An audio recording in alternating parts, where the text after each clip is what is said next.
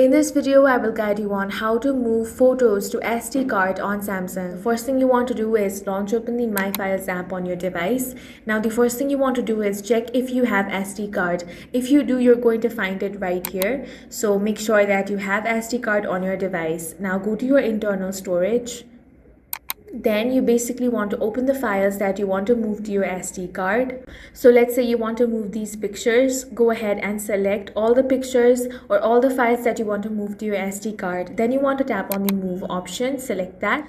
Now you're going to find the option of SD card over here. So go ahead and select SD card, and then you can either create a new folder by tapping on this plus icon, or you can simply open any existing folder and then tap on the move here option. In this way you can easily move photos to SD card on Samsung. If you found this video useful, make sure to hit the like button and subscribe for more videos like this.